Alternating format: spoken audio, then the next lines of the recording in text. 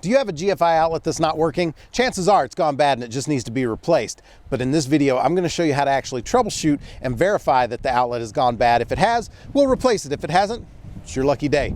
Let's go change and get this done, but don't forget to subscribe and turn on notifications first. Come on.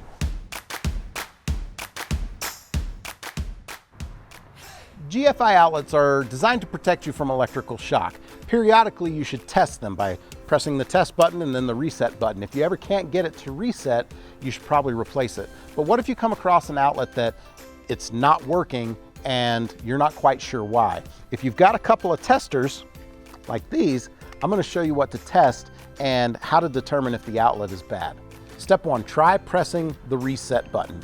It's possible the outlet tripped and no one's reset it yet. Step two, you're going to go to your breaker panel and look for a breaker that's tripped. There may be a breaker that's not all the way off or all the way back on. If you find one like that, flip it all the way off and all the way back on and see if that restored power back to your outlet. If that didn't work or you didn't find a tripped breaker, the next thing we're going to do is we're actually going to take the cover off of the outlet and we're going to use our wand style tester to test and see if there's power back in the box. If we find power back in the box, but the outlet won't reset, that means that our outlet is bad and we need to replace it. So there's no power in my outlet, but there's power in the box. So that tells me that the GFI is bad. Now that we know that the GFI is bad, we need to replace it. First thing we need to do is actually shut power off to the outlet. So stick your tester in and then go find the breaker that controls it. After you shut the power off, pull the outlet away from the wall. This outlet only has one set of wires going into the back, so it's going to be really easy to change. You do need to pay attention to which side of the outlet the wires are going into. They're going into the line side for this outlet, so that's where I'm going to put it.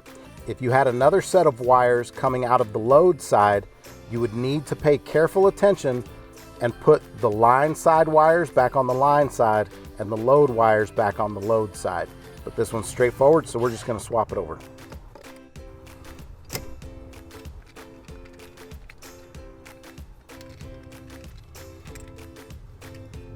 Go ahead and examine the wires, make sure that you're not noticing any damage, that they're not burnt.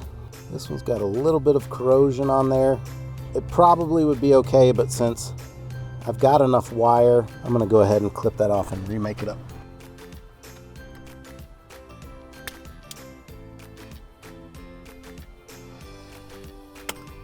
This outlet doesn't make a hook around the ground. You actually put the ground in between that plate, put it under that plate, and then you tighten it down. Look on the back, neutral wire is the silver screw or the white side. These wires go in the back here.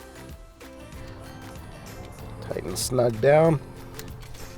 Again, I always like to double check, make sure you're putting your wires into the line side.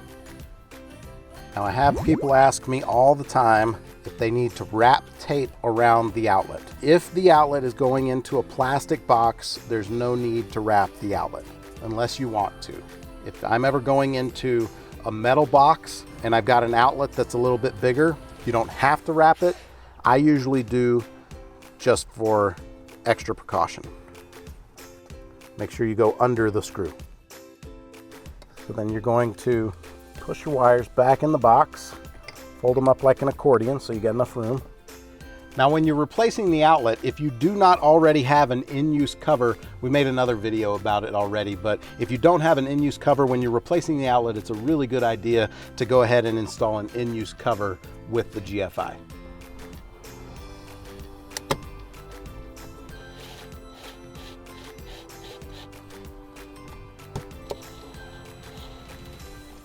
If you turn the breaker back on, you probably need to press the reset button on the outlet to restore power.